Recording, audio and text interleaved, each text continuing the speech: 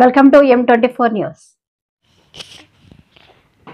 ఘనంగా Bharat Ratna doctor BR Ambedkar విగ్రహం ఆవిష్కరణ భీమిలి నియోజకవర్గం. భారత రాజ్యాంగ నిర్మాత డాక్టర్ బాబాసాహెబ్ అంబేద్కర్ 69వ వర్ధంతి సందర్భంగా జీవీఎంసీ 2వ వార్డ్ మామిడిపాలెం గ్రామంలో జరిగింది. అంబేద్కర్ విగ్రహ ఆవిష్కరణ కార్యక్రమం అంబేద్కర్ యూత్ అసోసియేషన్ ఆధ్వర్యంలో జరిగింది. డాక్టర్ బిఆర్ అంబేద్కర్ నూతన విగ్రహాన్ని వి వెంకటరమణ, వి రాంబాబు, గుండాసు మధునాయుడు ధన సహాయం పెట్టడం జరిగింది.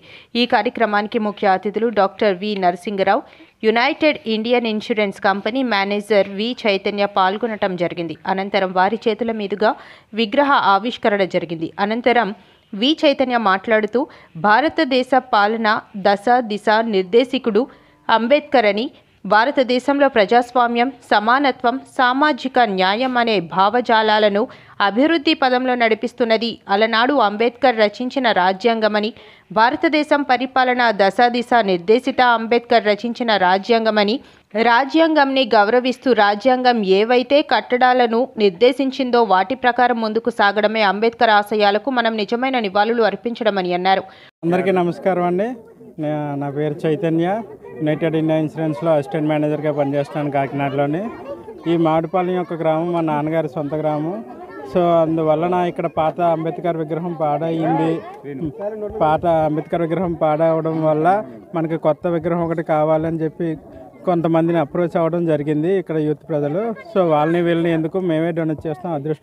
అదొక అదృష్టంగా భావించి ఈ 69వ వర్ధంతి నాటికి ఎలా అయినా జరగాలి, ఈ మహాపరినిర్వాణ దివాస రోజు ఇది జరగాలని కాకినాడ నుంచే మా నాన్నగారు అంతా ప్లాన్ చేసి ఈరోజు ఇది ఓపెనింగ్ అయ్యేలా చూసుకున్నారు. సో ఈ డాక్టర్ బిఆర్ అంబేద్కర్ ఒక దళిత వర్గానికి చెందిన నాయకుడి కింద కాకుండా ఆయన ఒక రాజ్యాంగ నిర్మాతగా, ఒక నవభారత నిర్మాతగా అందరూ ఆయన్ని చూడాలని భావిస్తున్నాను. ఆయన 75 ఏళ్ల క్రితం రాసిన రాజ్యాంగాన్ని ఇప్పటికీ మనం దాన్ని అమెండ్మెంట్స్ చేస్తున్నాం తప్ప ఇప్పటివరకు దాన్ని ఎవరు అది తప్పు అని దాన్ని ఎవరు క్వశ్చన్ చేయలేదంటే దాని అర్థం ఆయన ఎంతో ముందు చూపుతో ఆలోచించి దాన్ని నిర్మించడం జరిగింది. అది ఈ 32 డిగ్రీలు కలిగి ఆయన ఒక స్థాయికి ఎదిగి, నేనే కాదు నాలాంటి వాళ్ళు చాలామంది ఉన్నారు, నేను పడిన ఈ అవమానాలు ఇంకెవరూ పడకూడదు అనుకుంటూ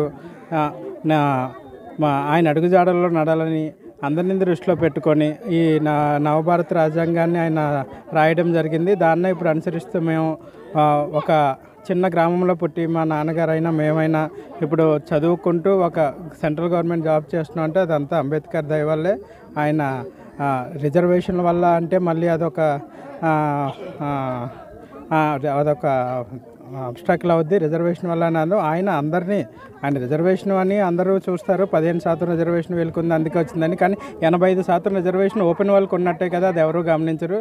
సో మాతో కంపేర్ చేసుకోకుండా అందరూ ఆయన నడిపిన అడుగుజాడల్లోనే ఆయన రాసిన ఈ రాజ్యాంగాన్ని పాటిస్తూ దాన్ని పాటిస్తూ అందరూ ఒక స్థాయికి ఎదుగుతూ మన భారతదేశ అభ్యుదయానికి బాగుపడాలని కోరుకున్నాను. థ్యాంక్ యూ అన్న, అవకాశం ఇచ్చినందుకు థ్యాంక్ యూ.